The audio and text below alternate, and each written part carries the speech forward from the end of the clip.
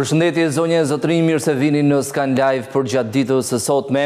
Do të fokusohemi tek zhvillimet kryesore nga vendi, por njëkohësisht edhe tek zhvillimet rajonale, sikurse mund të jetë ndërtimi i korridorit të 8 që synon të lidh portin e Durrësit me detin e Zi në Bullgari. Punimet po vjojnë me intensitet lart në vendin tonë, ndërkohë punimet vjojnë edhe në Maqedoninë e Veriut pas një vonese që patën kryesisht për gjatë vitit kaluar. Do diskutojmë pak momente më vonë. Gjithashtu do të fokusohemi edhe tek murtaja që ka prekur baktit në vendin ton dhe pak ditë më parë Ministria e Bujqësisë ka nxjerrë një udhëzim që ndalon transferimin e baktive brenda vendit për të parandaluar në këtë mënyrë një përhapje të mëtejshme të murtajës, ndërkohë që janë evidentuar disa vatra si në veri ashtu edhe në jug apo juglindje të vendit. Gjithashtu do të diskutojmë edhe për sa i përket parashikimeve të motit. Në mëngjesin e sotëm e pam që kishte vranësira dhe një ulje temperaturave. Por si çdo ditë do nisim me ecurinë e tregjeve, do të shohim fillimisht tregun e brendshëm valutor ku vjet re një rritje lehtë e dollarit amerikan për shkak të forcimit të monedhës amerikane në tregje ndërkombëtare. Megjithatë, analistët mendojnë se në këtë kohë kur ka tensione të mëdha gjeopolitike si pasojë luftës midis Iranit dhe Izraelit, dollari duhet të rritej akoma më shumë, por besimi i investitorëve tek monedha i gjelbërt ka rënë ndjeshëm që nga fillimi i prillit kur Donald Trump njoftoi vendosjen e tarifave ndaj produkteve të importit dhe që nga ajo ditë e në vijim ka ndryshuar shumë mendje nëpërmjet urdhrave ekzekutiv, duke vendosur tarifat, duke i rritur ato, duke i anulluar më pas, dhe gjitha kjo ka dëmtuar besimin e investitorëve tek dollari amerikan. Fillimisht do nisim me tregun e brendshëm dhe vjet re një rritje lehtë e dollarit amerikan në raport me lekun në mëngjesin e sotëm për shkak të një forcimi të lehtë dollarit amerikan ditën e djeshme në sesionin amerikan. Surpriza ka pasur gjithashtu në samitin e G7-s, supozohet të ishte një samit 3 ditor, por ditën e djeshme presidenti amerikan Donald Trump është larguar më herët drejt Washingtonit dhe ka njoftuar se kam punë më të rëndësishme për të bërë. Gjitha këto zhvillime kanë ndikuar në tregjet financiare dhe në tregun e brendshëm. Dollari blihet me 84, shitet me 85.2 lekë në rritje të lehtë si në blerje ashtu edhe në shitje. Ndërkohë sipas Iliria 98, euro është e pandryshuar, blihet me 97.4, shitet me 98.2 lekë në nivelet më të ulta historike që ndron monedha europiane edhe në sesionin e sotëm. Ndërkohë franga zvicerane është e pandryshuar gjithashtu, blihet me 103 dhe shitet me 104.3 lekë. Paundi britanik ka gjetur një mbështetje sepse ditën e djeshme në samitin e G7-s që u zhvillua në Kanada, u firmos njëkohësisht edhe marrëveshja tregtare midis presidentit amerikan Donald Trump dhe kryeministrit të Britanisë së Madhe Keir Starmer, duke u bërë vendi i parë që firmos një marrëveshje tregtare me Shtetet e Bashkuara të Amerikës. Por jedhoj paundi ka gjetur një mbështetje, blihet me 114 dhe shitet me 115.3 lekë.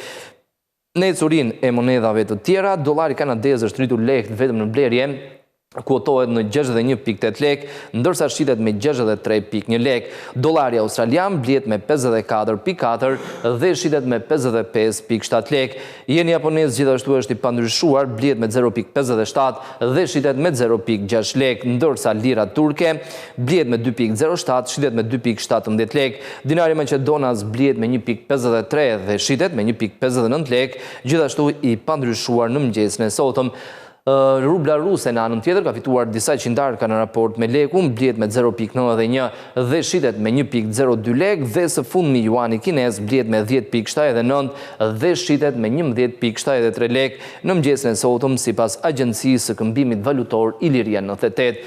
Kjo ishte ecuria e tregut brendshëm, ndërkohë në tregje ndërkombëtare, pavarësisht se dollari pati tendencë në rritje në sesionin e kaluar, edhe sot përballë euros vjon të qëndrojë pranë nivelit më të ulët në thuajse 3 vitet e fundit.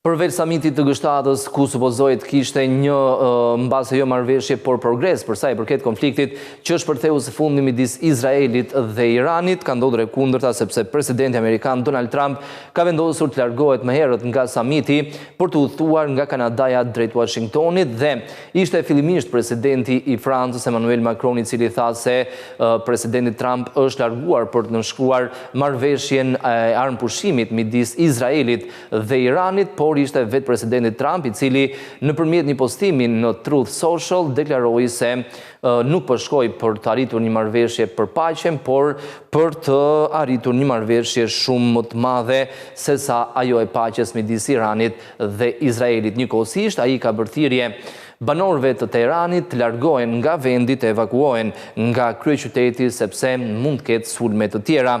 Të gjitha këto zhvillime kanë ndikuar thuajse në të gjitha tregjet, duke përfshirë këtu edhe tregun monetar.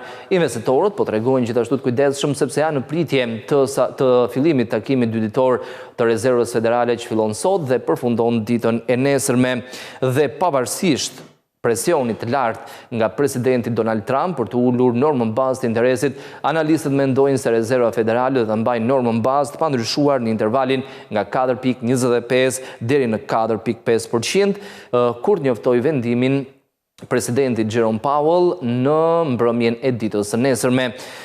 Përsa i përket fillimisht e curisë të tregut të monedhave, vjetre një qëndrueshmëri përsa i përket këmbimit të euros me dollarin amerikan dhe monedha i gjelbërt vjon tregtohet sërish pra nivelit më të ulët në 3 vitet e fundit përballë monedhës europiane. Një euro këmbet me 1.1547 dollar në rënje të lehtë me 0.12%, ndërsa ditën e djeshme ju afrua shumë nivelit të 1.16 në raport me monedhën e gjelbërt, ndërsa poundi është në rënje me 0.16% dhe këmbehet me 1.3552 dollar.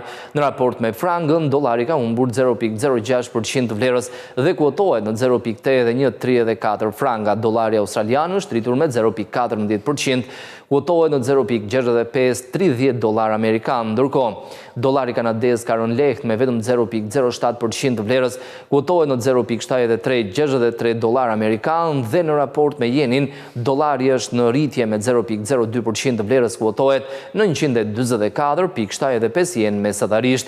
Në tregun e kriptomonedhave vjetre një rënje e konsiderueshme në sesionin e sotëm, sepse investitorët janë larguar nga asetet me risk, ku bëjnë pjesë kriptomonedhat dhe janë përqendruar më së shumti tek asetet e sigurta si metalet e çmuara, veçanërisht ari, por edhe disa monedha sikurse është franga zvicerane, por njëkohësisht edhe jeni japonez. Të presim tabelën për të parë ecurinë e tregut të kriptomonedhave deri në këto momente. Bitcoin ka humbur 2% të vlerës, kuotohet në 106.667.63 dollar. Ethereum në rënje me 3.44% të vlerës dhe kuotohet në 2.579.06 dollar. Ripple gjithashtu ka humbur 3.83%, kuotohet në 2.2304 dollar. Litecoin ka rënë me 2.72%, kuotohet në 86.31 dollar dhe Bitcoin Cash, alternativa e Bitcoin, është vetëm në rritje me 1.02% të vlerës dhe kuotohet në 474.41 dollar për çdo njësi Bitcoin Cash të tregtuar.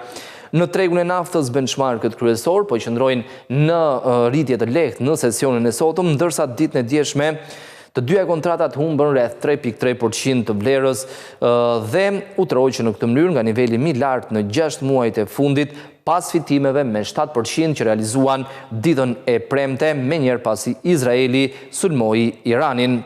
Çmimet e naftës do të vjojnë të jenë në fokus të zhvillimeve në lindjen e mesme dhe, sipas analizëve, sipas institucioneve më të mëdha financiare, nëse do të ketë një bllokim të xhirit të Hormuzit ose ngushticës së Hormuzit, atëherë çmimet e naftës mund të shkojnë deri në $100 për fuqi, që patjetër do të reflektohen edhe në tregun e brendshëm, në tregun ton të shitjes me pakicë të hidrokarbureve, të naftës dhe të benzinës.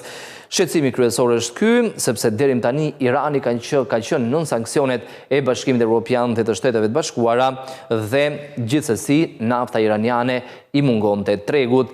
Brendi Londrës ka fituar 0,66% të vlerës, kuotohet në $73.71 për fuqi. Nafta bruto amerikane është rritur me 0,74%, kuotohet në $72.3 për fuqi dhe nafta e përpunuar në bursën e Londrës është rritur me 1,74% të vlerës dhe kuotohet në $708.88 për ton.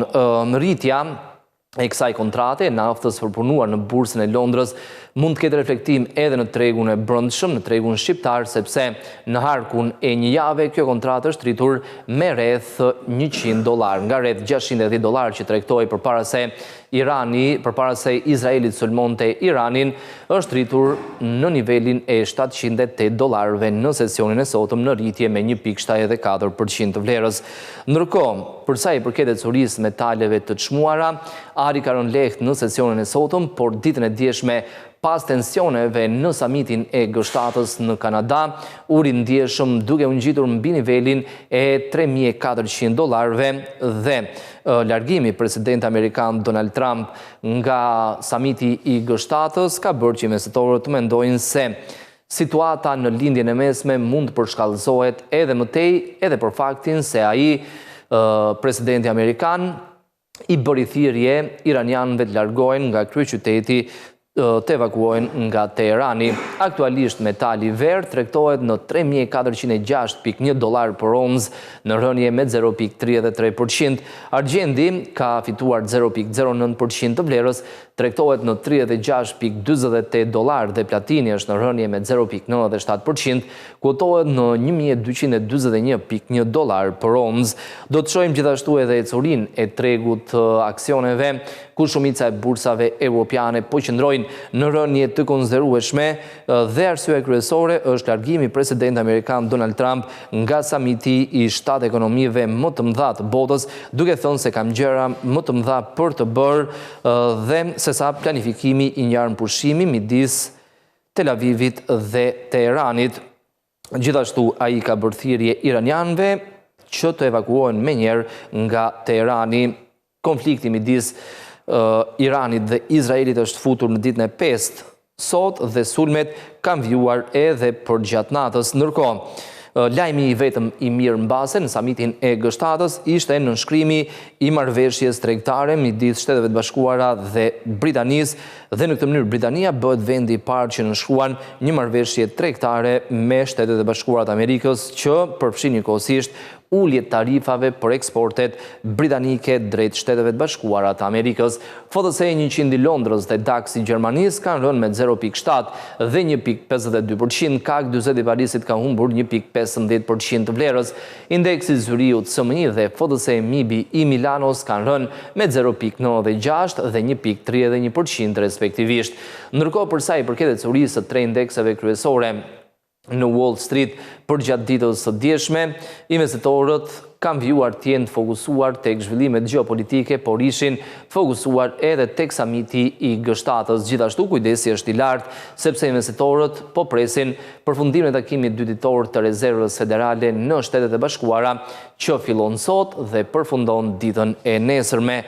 Megjithatë, tre indekset kryesore kanë publikuar fitime në sesionin e kaluar, sepse lajmi për largimin e Donald Trump nga samiti i G7-s u publikua më vonë pasi bursat ishin mbyllur dhe kontratat futures sugjerojnë një hapje në territor negativ në sesionin e sotëm.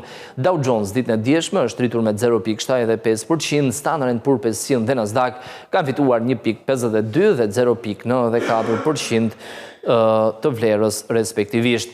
Ndërkohë, në ecurinë e korporatave të listuara në bursën e Frankfurtit në Gjermani, fitimet kryesohen nga sektori industrial, por njëkohësisht edhe kompanitë e sektorit të shërbimeve. Beiersdorf është rritur lehtë me 0,82%, Kiagen dhe Covestro kanë fituar 0,51 dhe 0,03%.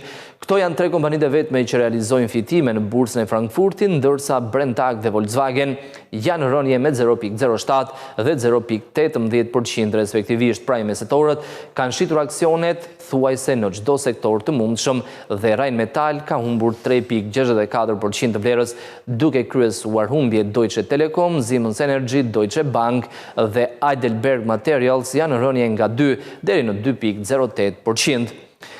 Kjo ishte ecuria e tregjeve deri në këto momente, do të rikthehemi tani në zhvillimet kryesore nga vendi dhe fillimisht do të flasim për parashikimet në lidhje me ecurinë e motit me njëherë pas siglës.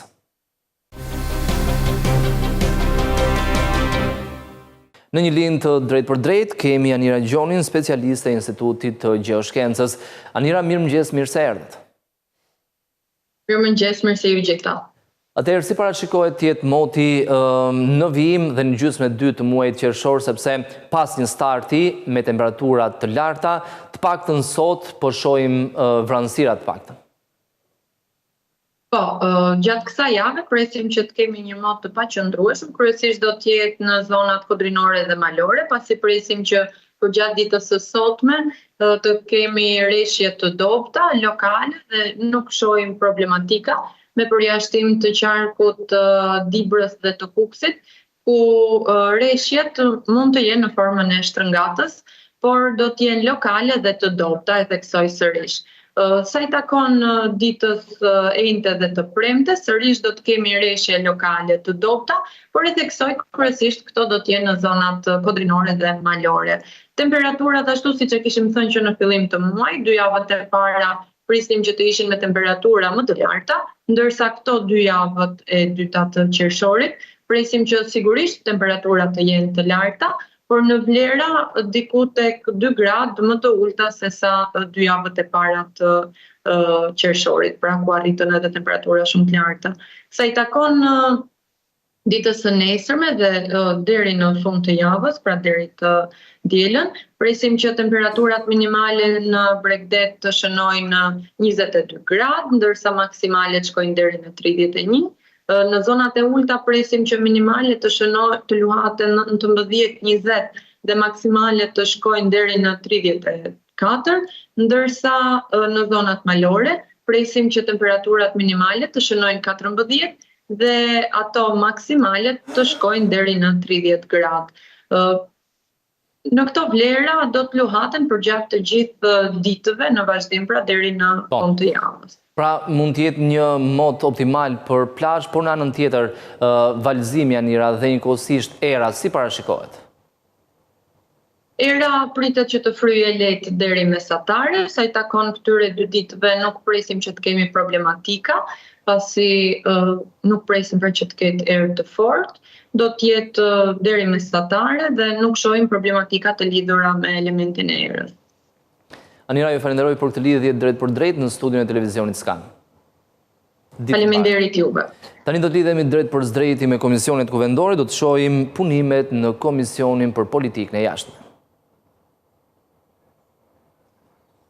Qenë se pyetja është lidhet me një çështje shumë sensitive, edhe vetë pyetja përmban disa aspekte të rëndësishme, unë do të sugjeroja me miratimin tuaj që një trajtim më të thellë të kësaj pyetje ta bëj zonja Banushi, e cila është marrë konkretisht me këtë çështje.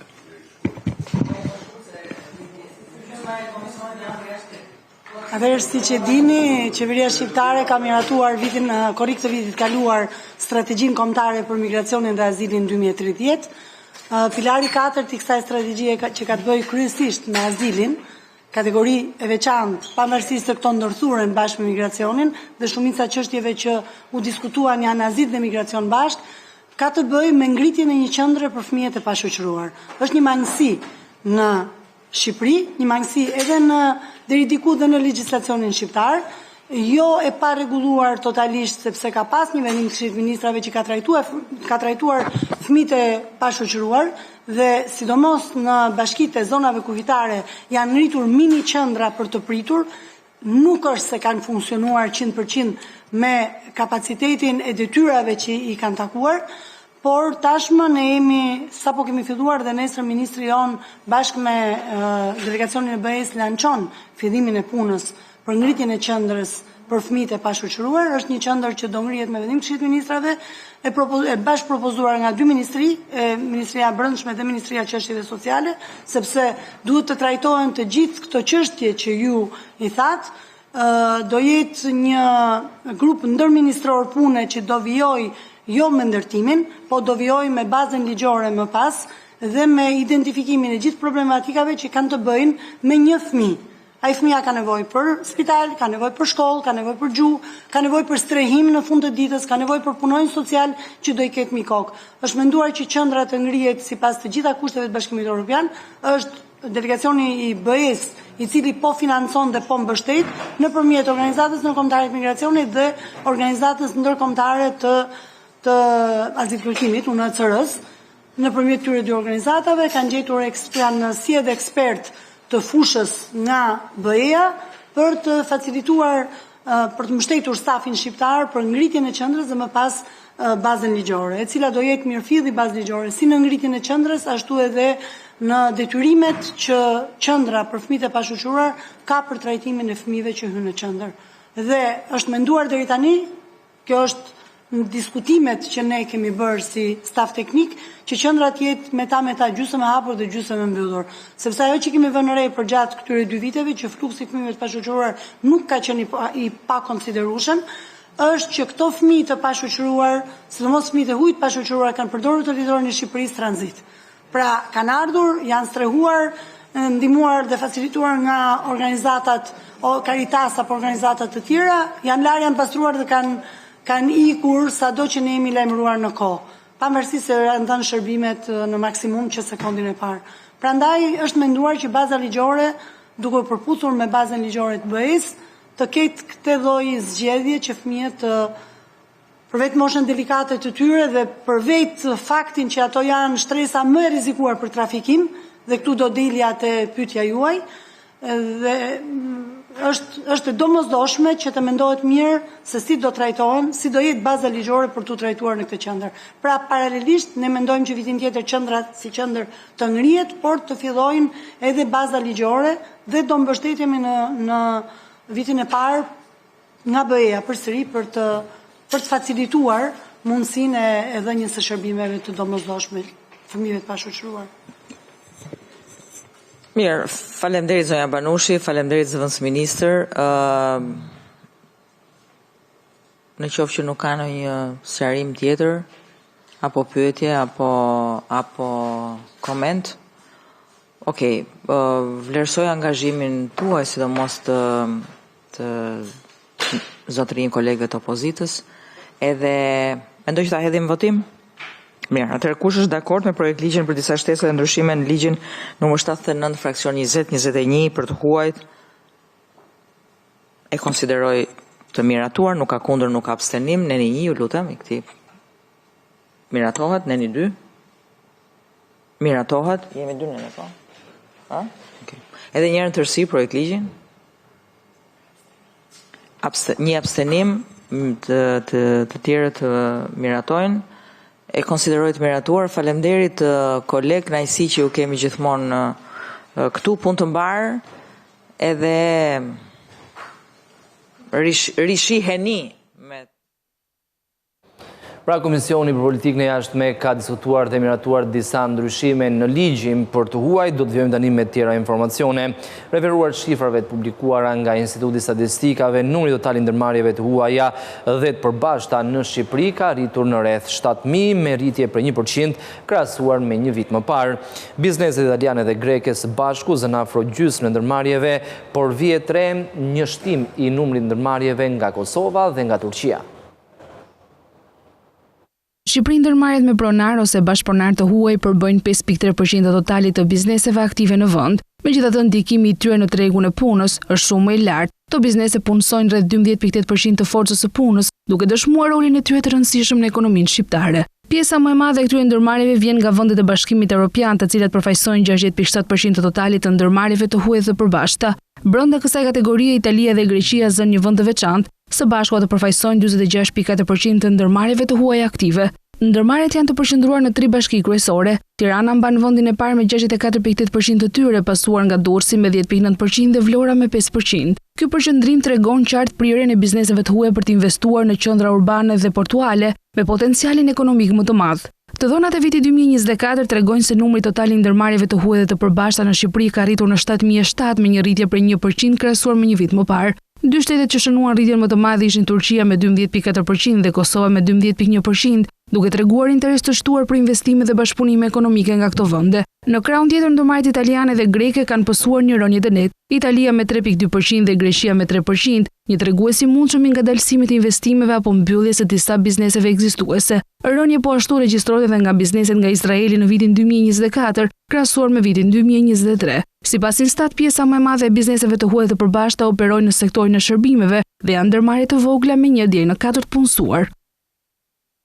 Ndërkohë, sektori i shërbimeve ku turizmi është dominues ka dhënë kontributin më të madh për sa i përket punësimit në vendin tonë. Kjo e dhënë pozitive ka dalë sfundmi nga matjet e Instat, ku shërbimet gjatë 3 mujorit të parë të këtij viti kanë shnuar rritje në shumicën e indekseve. Kronika në vijim na sjell më tepër detaje.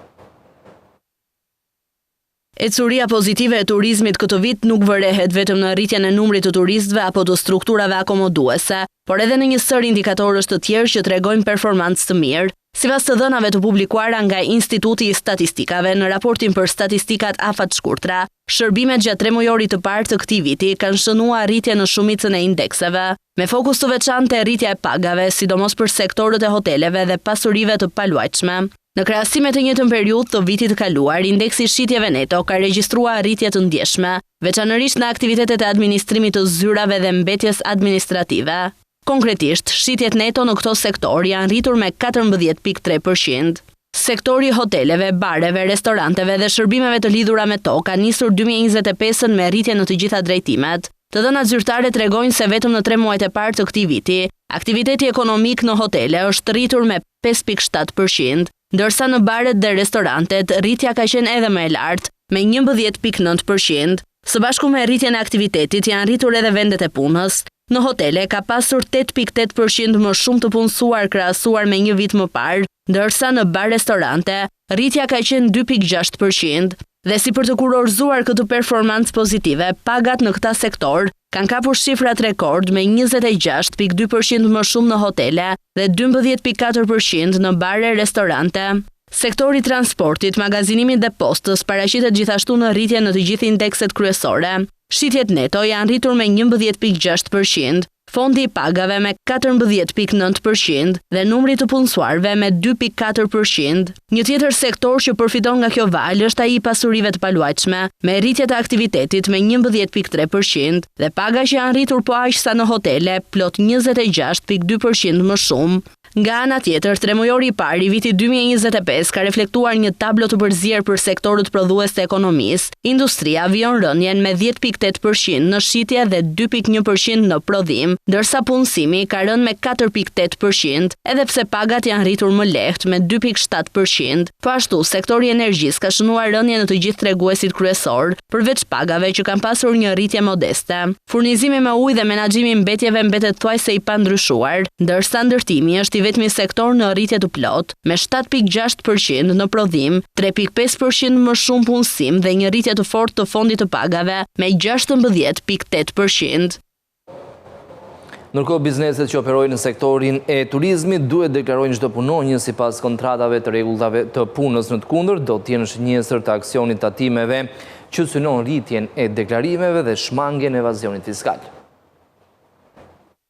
Administrata tatimore do të ketë në fokus këtë sezon turistik veç deklarimit real të pagave sipas referencës së vendosur nga ky institucion, edhe rritjen e numrit të punonjësve të deklaruar nga subjektet në sektorin e turizmit, përmes evidentimit të saktë të fuqisë punëtore dhe deklarimit real të marrëdhënieve të punës. Referuar planit sektorial të turizmit 2025, të gjitha kategoritë e bizneseve që operojnë në sezonin e turizmit, si struktura akomoduese, bare, restorante, agroturizëm, shërbime plazhi, dhënje me qira të makinave dhe ambienteve, përmes analizës së riskut, do të jenë në fokus të kontrolleve për punën në të zezë. Po ashtu synohet reduktimi I numrit të tatim paguesve që deklarojnë punonjës me pagë minimale, përmes analizës së kategorive të punësimit dhe krahasimit me të dhënat reale të tregut të punës. Një tjetër qëllim I administratës tatimore është rritja e numrit të tatim paguesve deklarues me përgjegjësi të VSH-je në turizëm, me normë tatimore 6%, ku objektivi është 20% rritje e numrit të tatim paguesve dhe 20% rritje të ardhurave nga sektori I turizmit. Po ashtu synohet rritje në numrin e tatimpaguesve deklarues TVSH në turizëm, si akomodim bare restorante që kanë normë standarde TVSH-je, ku objektivi është 10% rritje e numrit të tatimpaguesve. Tatimet kanë si qëllim formalizimin e sektorit të turizmit përmes reduktimit të numrit të subjekteve të paregjistruara apo të regjistruara dhe janë pasiv që ushtrojnë aktivitet ekonomik në mënyrë të parregullt. Regjistrimi në përgjegjësinë e TVSH-së tatim-paguesve që ushtrojnë veprimtari turistike, bazuar në të dhëna reale si qarkullimi, numri i dhomave dhe numri i punonjësve, do të jetë një tjetër fokus i këtij plani. Në nisje të këtij sezoni turistik, Inspektorati i Punës ka shtuar kontrollet në zona turistike, ku edhe fluksi është shumë i lartë. Qasja e inspektimeve për këtë vit është se çdo biznes i cili konsiderohet me risk do të kalohet në sitën e kontrolleve, të cilat do të shtrihen për gjatë gjithë sezonit. Zyrtarisht, në sezon turistik, e dita ditës flukset e turistëve përshëndrohen në zonat më të vizituara të Shqipërisë, ndërsa Inspektorati i Punës vijon kontrollet për të minimizuar informalitetin. Në një intervistë për Skan Televizion, drejtoresha e Drejtorisë së Inspektimit, Erida Qosja, theksoi se qasja këtë vit është se çdo plan i bazuar me risk është objektiv kryesor i kontrollit, kryesisht në sezon turistik. Shumë e rëndësishme që të thuhet se Inspektorati sot, këtë vit, ka një qasje shumë të modernizuar sa i takon ndërhyrjeve të veta, rritjes kapaciteteve të veta, dhe mund të themi që është një trup inspektuese që kemi pritshmëri shumë të larta për kontrollin apo për përmbushjen e misionit që ky institucion ka në raport me sezonin turistik, për cilin gjithë jemi dëshmitar, i cili ka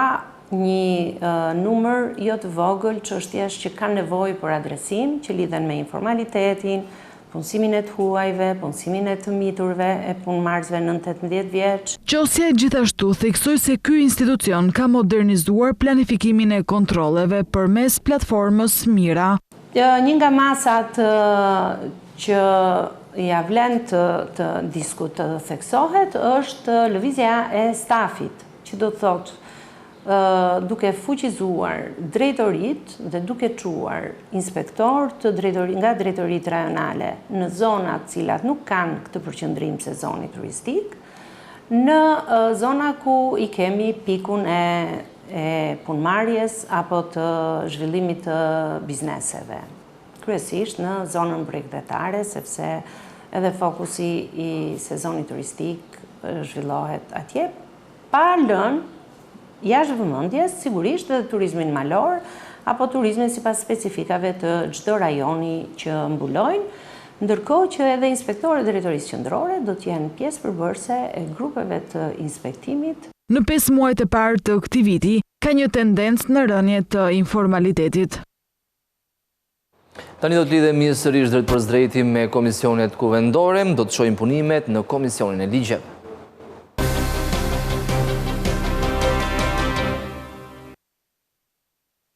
Përfshirëse të përdoruesit, që do të mundsoj financimin e programit të mësipër nëpërmjet akordimit të një financimi shtesë në formën e UHAS në shumën 76.900.000 euro. Objektivi i përgjithshëm i këtij programi është zhvillimi i mëtejshëm i qeverisjes elektronike, duke mbështetur programin e qeverisë shqiptare në arritjen e objektivave strategjik të mëposhtëm. Përmirësimin e shërbimeve lokale për të rritur cilësinë e tyre, digitalizimin dhe kohën e pritjes për qytetarët. Gjithashtu, ngritja e sistemeve elektronike të integruara do të mundsojë zgjerimin e infrastrukturës digjitale në nivel vendor për të siguruar një bazë teknologjike të qëndrueshme dhe të sigurt për ofrimin e shërbimeve administrative. Integrimi i shërbimeve vendore në e-Albania 2.0 do të mundsojë akses të shpejtë dhe të sigurt për qytetarët dhe bizneset në një gamë të gjerë shërbimesh elektronike vendore, me të njëjtin standard dhe cilësi si shërbimet elektronike të administratës qendrore. Për zbatimin e ligjit ngarkohet Ministria e Financave dhe Agjencia Kombëtare e Shoqërisë së Informacionit, AKSHI, si njësia zbatuese e projektit. Huaja do të akordohet nga Banka Ndërkombëtare për Ndërtim dhe Zhvillim, e cila ka termat si më poshtë. Shuma 76.9 milion euro, interesi bazuar në normën e referencës plus marjë të ndryshueshëm, tarifa front-end 0.25% e shumës së UHAS, komision angazhimi 0.25% që përllogaritet mbi vlerën e padisbursuar të UHAS. Komisioni i angazhimit paguhet pas vitit të 4 të miratimit të UHAS nga banka. Maturimi 18 vjet duke përfshirë periudhën prej 5 vjetësh pa pagesë principali. Projektligji nuk ka efekte shtesë financiare. Kostot lokale të projektit janë parashikuar në programin buxhetor afatmesëm 2025-2027 të Agjencisë Kombëtare të Shoqërisë së Informacionit. Ju ftoj të mbështesni ratifikimin e këtij projektligji si një hap i domosdoshëm për avancimin e interesave të përgjithshme të shtetit dhe qytetarëve. Faleminderit. Mirë, faleminderit. Zoti Balla në cilësinë e relatorit. Faleminderit zonja zëvendës ministre për prezantimin. Të nderuar kolegë, sot kemi në shqyrtim projektligjin për ratifikimin e marrëveshjes së UAS ndërmjet Republikës së Shqipërisë dhe Bankës Ndërkombëtare për Rindërtim dhe Zhvillim për financimin shtesë për veprimin e ofrimit të shërbimeve të përqendruara dhe gjithëpërfshirëse të përdoruesit. Ky projektligj është propozuar nga Këshilli i Ministrave dhe ardhur nga Ministria e Financave. Komisioni është komision për dhënie mendimi. Ky projektligj ka si qëllim sigurimin e një financimi shtesë për projektin veprimi i ofrimit të shërbimeve të përqendruara dhe gjithëpërfshirëse të përdoruesit në vlerën e 76.900.000 euro për të avancuar me këtë procesin e modernizimit të administratës publike nëpërmjet përdorimit të teknologjisë së informacionit dhe komunikimit për të përmirësuar cilësinë, transparencën dhe efikasitetin e shërbimeve që do ofrohen qytetarëve dhe bizneseve. Sa i përket efekteve financiare, ky projektligj nuk ka efekte financiare. Paraqitja për miratim e këtij projektligji është në përputhje me N 78/83.1 dhe 121 të Kushtetutës së Republikës së Shqipërisë dhe të ligjit numër 43/2016 për marrëveshjen ndërkombëtare në Republikën e Shqipërisë.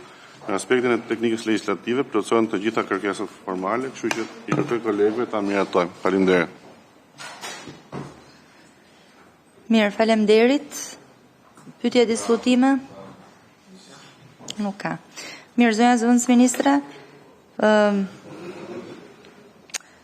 ne si Komision për dhënie mendimi çmojmë se marrëveshja është në përputhje me Kushtetutën dhe me kuadrin ligjor për marrëveshjet ndërkombëtare dhe në këto kushte japim mendimin ton paktën majorancë pozitiv për Komisionin përgjegjës. Duke qenë se nuk ka më pyetje dhe diskutime, ju jeni e lirë të shkoni. Faleminderit.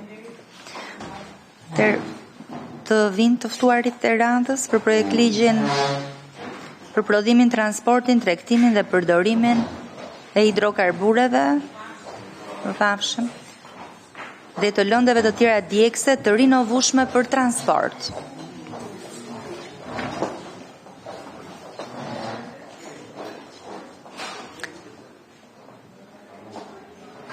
Atëherë janë prezent të ftuar në cilësinë e përfaqësuesit të nismotarit nga Ministria e Infrastrukturës, zëvendës ministrja zonja Enkeleda Muçaj, mirë se erdhe zonja Muçaj, së bashku me zotin Ilia Gjermani, drejtori i programeve të zhvillimit në fushën e hidrokarbureve. Okej. Atëherë zonja Muçaj, ne jemi komision për dhënie mendimi, relator është kolegu Hasalla. Një prezantim të projektligjit dhe më pas kolegu. Nderuar kryetarët, nderuar anëtar, kemi kënaqësinë paraqesim para jush projektligjin për prodhimin, transportimin, tregtimin, përdorimin e biokarburanteve dhe të lëndëve të tjera djegëse të rinovueshme për fushën e transportit. Kjo të nderuar në kuadër të dhe në përputhje me strategjinë kombëtare të energjisë miratuar me vendimin e Këshillit të Ministrave 2018 për strategjinë kombëtare të energjisë, vendimin 790 për miratimin e programit përgjithshëm analitik të akteve si dhe vendimin e Këshillit të Ministrave për miratimin e planit kombëtar për integrimin evropian, që arrin dhe kërkon të qëmtoj disa objektiva të nderuar. Në thelb ka të bëjë me një rregullim i cili ndërkohë ekzistues me ligjin e vitit 2008, por që nuk ka mundur do të zbatohet për shkak të ndryshimeve të cilat kanë ndodhur në direktivat dhe në fakt ky ligj të nderuar i cili ndërkohë është paraqitur në Kuvendin e Shqipërisë ka reflektuar ndryshimet e fundit, më të fundit në direktivën 2018-2001 të Këshillit dhe të Parlamentit Evropian të vitit 2023, i cili pra në vetvetet në qëllimin e vet ka pikërisht rregullimin në mënyrë përfundimtare dhe promovimin e përdorimit të burimeve të energjisë rinovueshme për sektorin e transportit, duke realizuar kështu një parafrim të pjesëshëm të kësaj direktive, e cila nga ana tjetër rregullon edhe prodhimin e energjisë nga burime të tjera të rinovueshme si biomasa, biogazet e të tjera. Pra të nderuar në këtë kuptim, Ky ligj ka për qëllim promovimin e kontributit në përmbushjen e angazhimeve të Republikës së Shqipërisë për emisionin e gazeve serë që vijnë nga konsumi i hidrokarbureve në këtë sektor dhe duke patur parasysh që transporti është dhe kontribuesi më i madh i dioksidit të karbonit në vend dhe të themi për të reduktuar efektet që kemi në klimën dhe ndryshimet klimatike, të cilet janë një problem të themi themelor në vend. Të nderuar, ky ligj në mënyrë të strukturuar ka realizuar në mënyrë të përfundimtare dhe identifikimin dhe adoptimin e akteve në ligjore për qëndrueshmërinë, mënyrën e llogaritjes dhe llojin e informacionit që lidhet me prodhimin dhe përdorimin e biokarburanteve.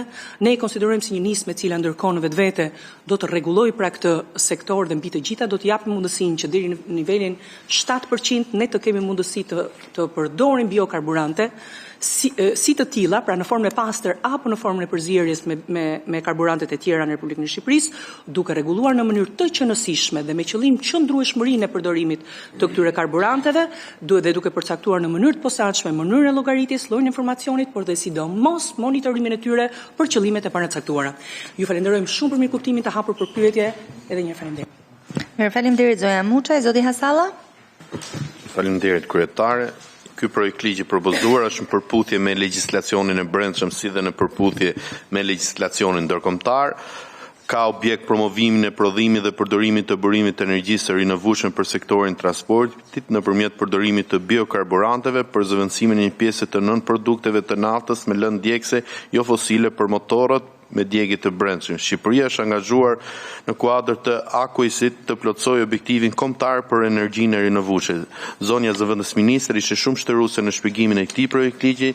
Pas mendimit të shërbimit juridik të komisionit dhe të relatorit, ky ligj është në përputhje me kushtetutën edhe parashikimet ligjore.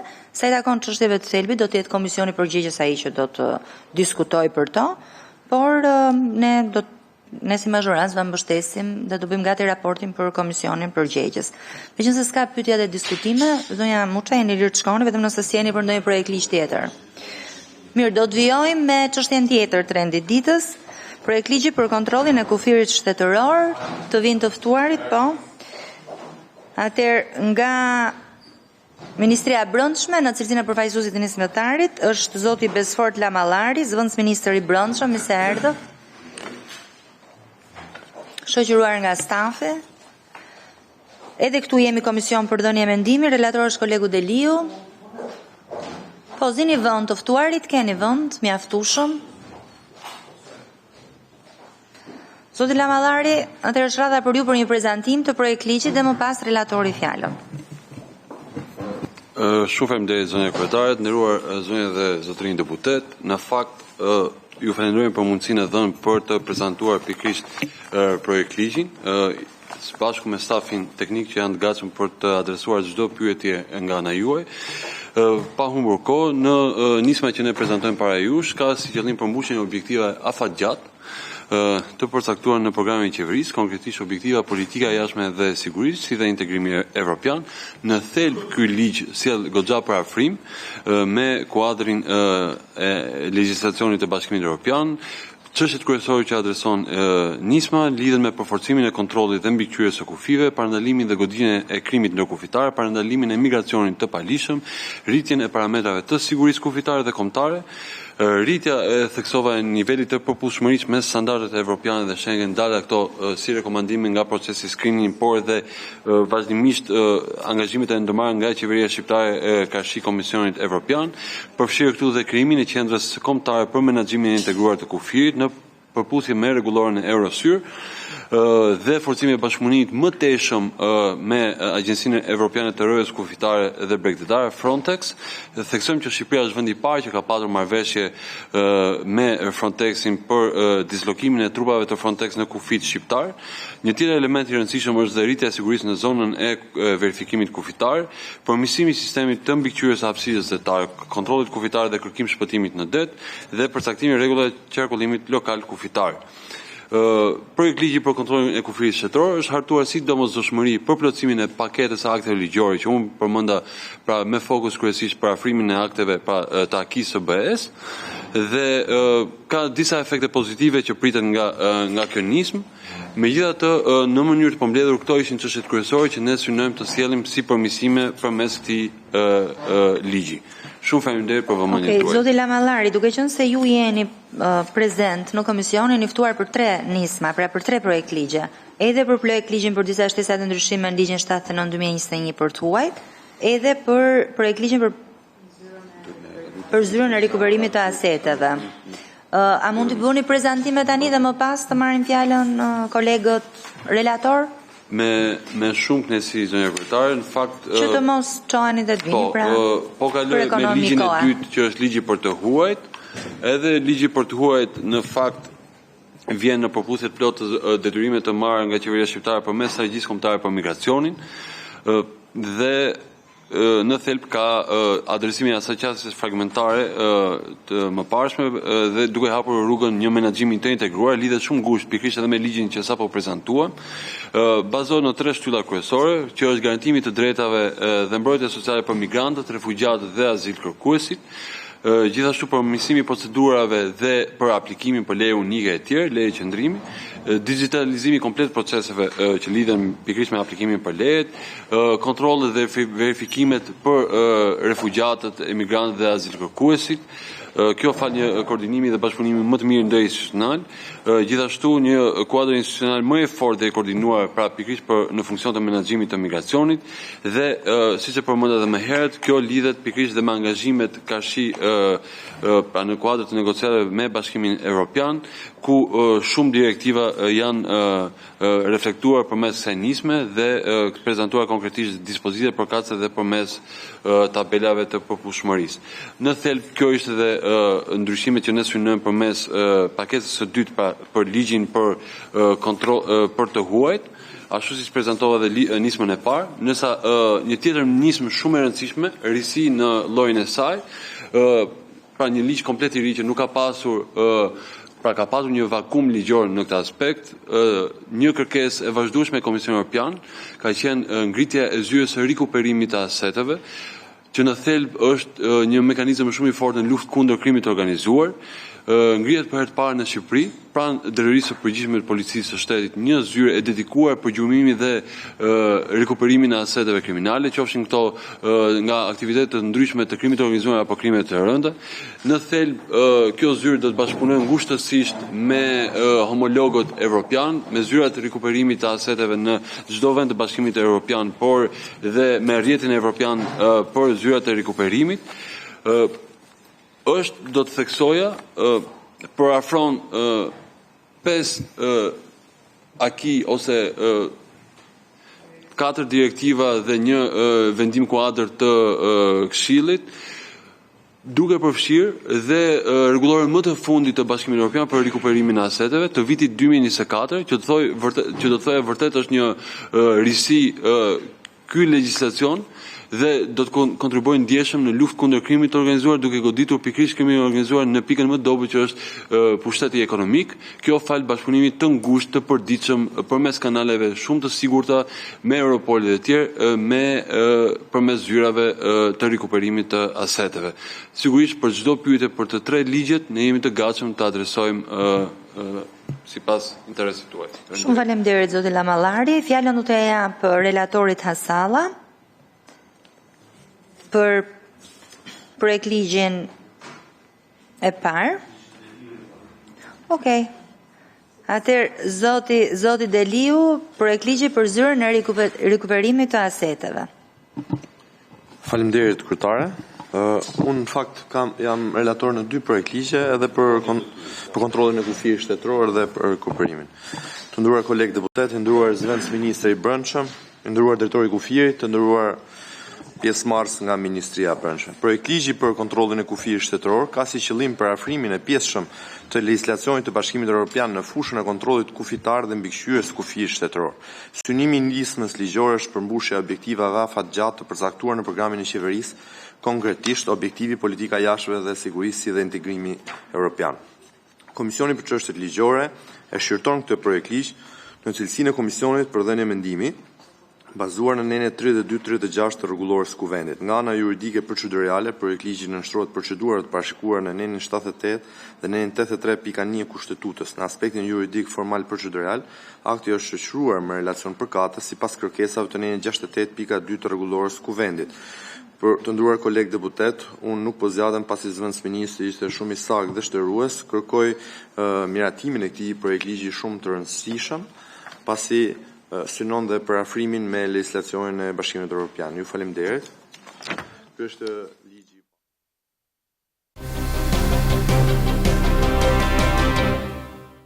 Jemi rikthyer në studio, diskutojmë tani për sa i përket murtajës që ka përfshirë baktit në vendin tonë dhe njëkohësisht Ministria e Bujqësisë ka ndërmarrë disa masa me synimin për parandalimin e përhapjes më tejshme të kësaj sëmundje që prek baktit. Më gjërësisht do diskutojmë me zotin Kujtim Mersini, epidemiolog, veterinar, pedagog. Përshëndetje, mirë se erdhët. Përshëndetje. Është serioze situata, zotin Mersini?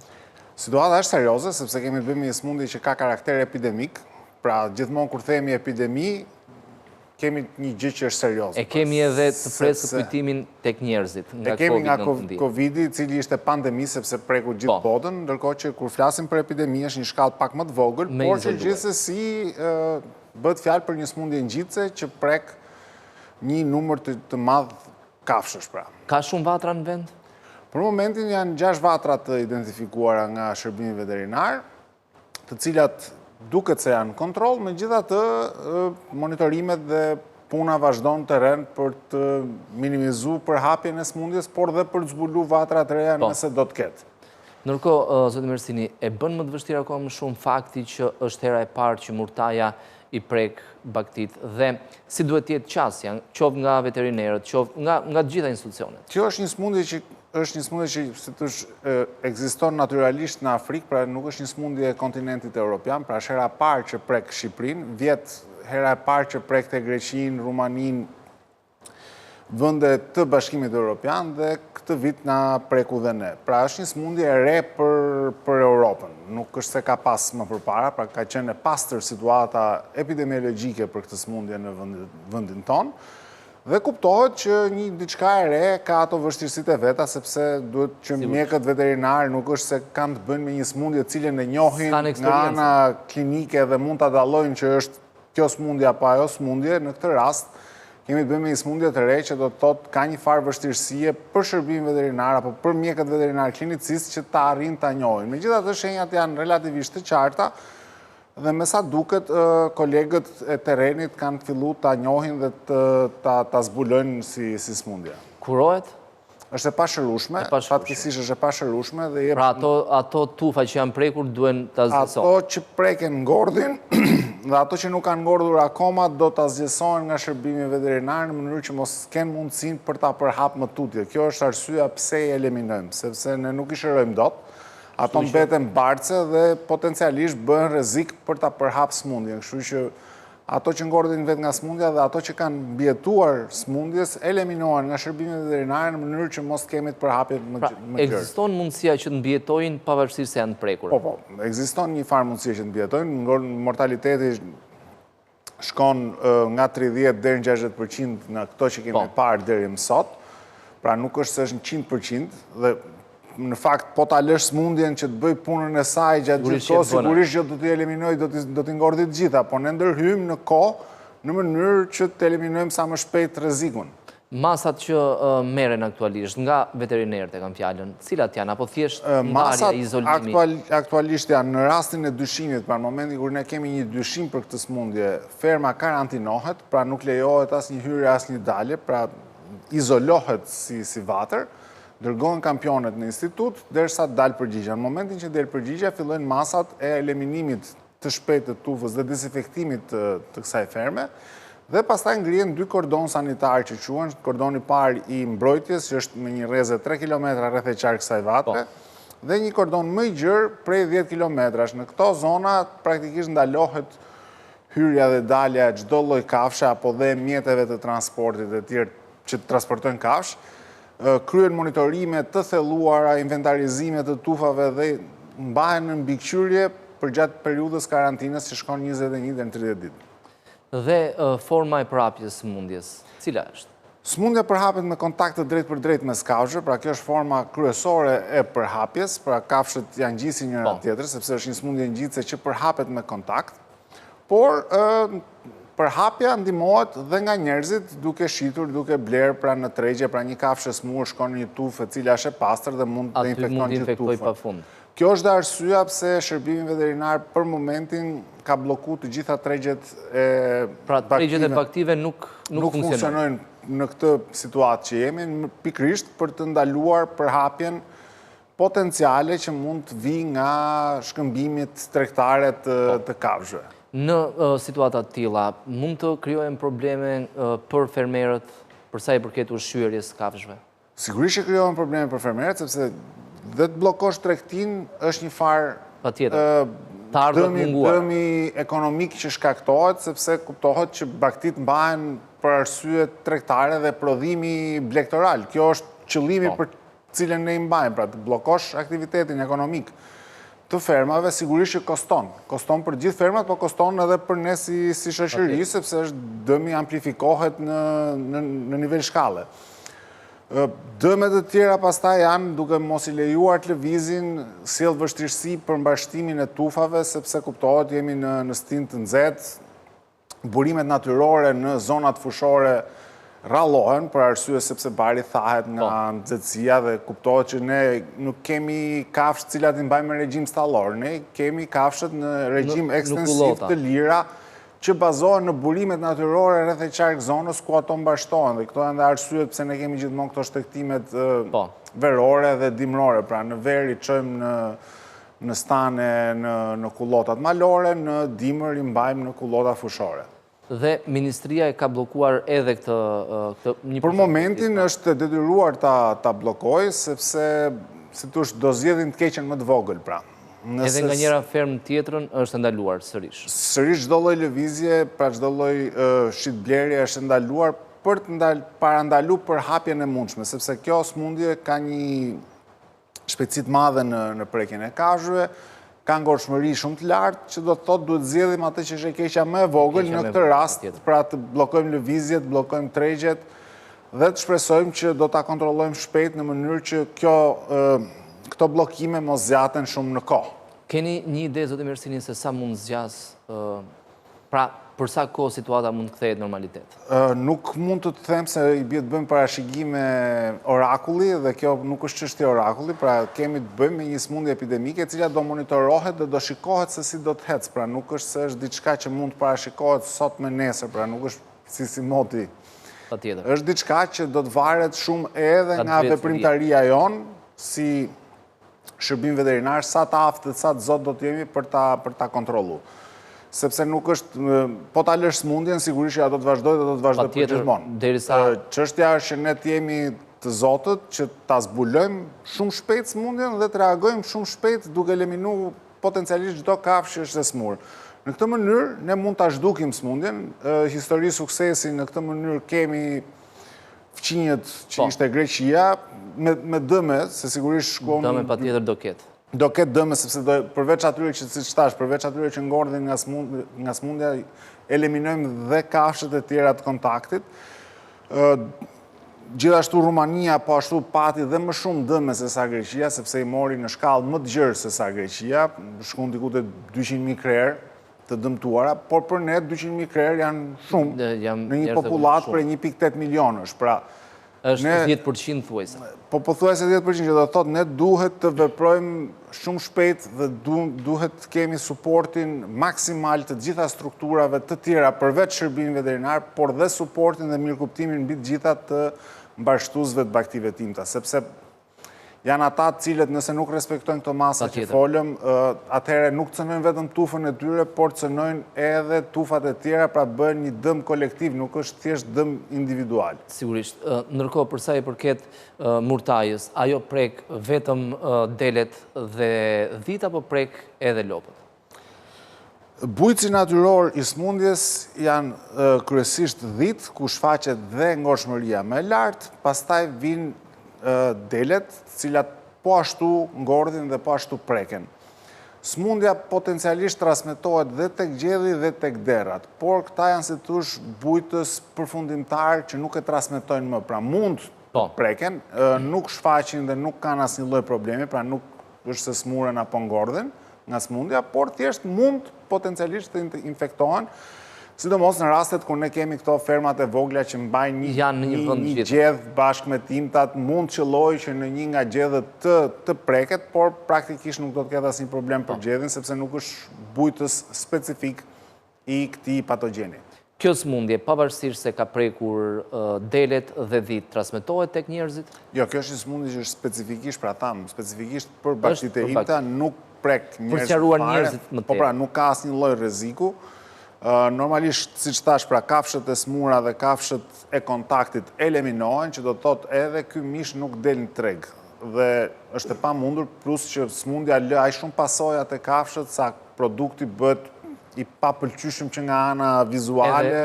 Kur e shef. Që kur e shef nuk mund ta blej njeri, kështu që por për më tepër smundja nuk prek njeriu. Pra është një smundje që nuk kalon nga kafshët tek njerëzit. Pra nëpërmjet frymës jo, nuk ka asnjë lloj shansi, sepse virusi është shumë i përshtatur për bakteritë e imta. Pra është specifik për këtë lloj gjallëse, themi, jo për trupin e organizmin e njeriut, pra organizmi i njeriut nuk mund të preket nga kjo smundje. Edhe nëse aksidentalisht mund të konsumohet një asnjë lloj shansi pra që të preket organizmi i njeriut. Dëm ekonomik.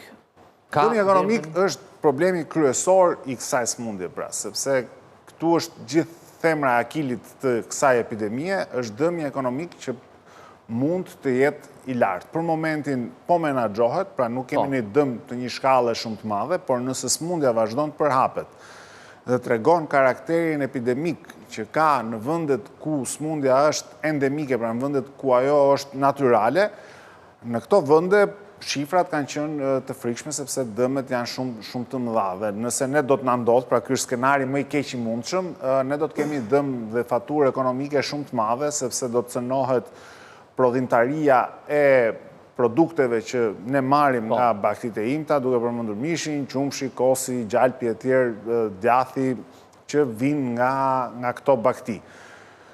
Kuptohet që drejtohemi importit si zakonisht. Do të drejtohemi importit, por me kosto më të lartë, me një faturë më të lartë, me një cilësi ndoshta më të ulët, sepse praktikisht ne thamë në fillim të bisedës tonë që ne bakteritë i mbajmë në kushte gjysmë natyrore, i kullosim në natyrë. Kuptohet, kjo sjell një cilësi të pakrahasueshme me një kafshë e cila është mbashtuar në regjim stallor. Pra cilësia jonë është shumë herë më e lartë. Dhe nëse do të marrim importin, do të kemi humbje të cilësisë, pra.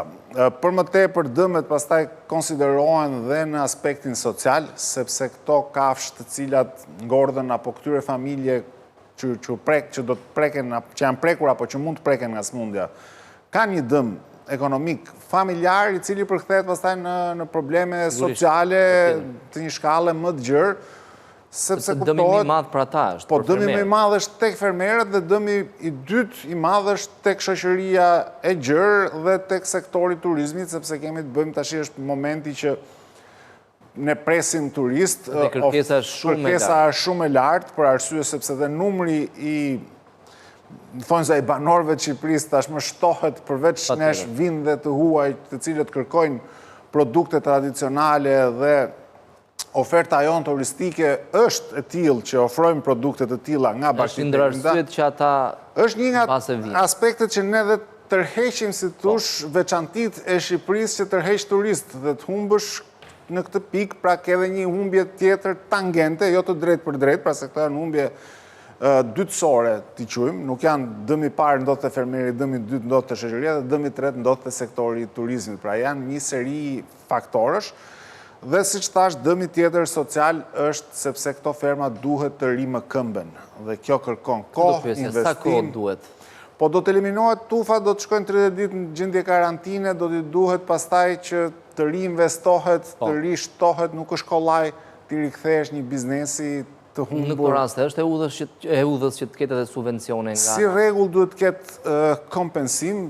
Fatkeqësisht ne thamë që kjo është një smundje e re për vendin tonë dhe nuk ka pas masa të parashikuara ligjore për të pasur mekanizmat e kompensimit, si që janë smundjet e tjera cilat ne i kompensojmë, pra ne kemi kompensim për bruçeloz, për tuberkuloz, për plasje, që janë smundje të zakonshme në Shqipëri, janë smundje në fakt në një rrezik edhe për shëndetin e njerëzve, dhe në këto raste, kur këto smundje hasen në bakti, si tush skema jonë e kompensimit është që ne kompensojmë fermerin me vlerën e kafshës së humbur nga smundja. Në këtë rast, duke që kemi të bëjmë smundje të re, ne nuk e kemi këtë mekanizëm për t'i ardhur në ndihmë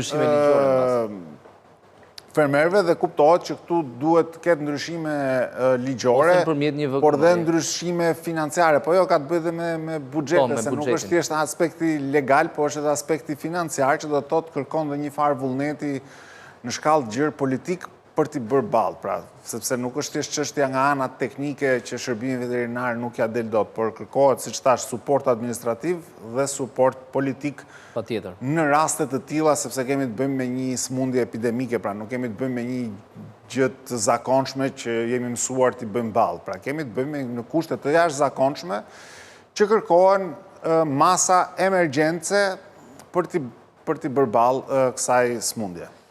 Ekziston rreziku, zotë Mersini, që murtaja të rikthehet, supozojmë që do fitojmë me pak humbje në krerë.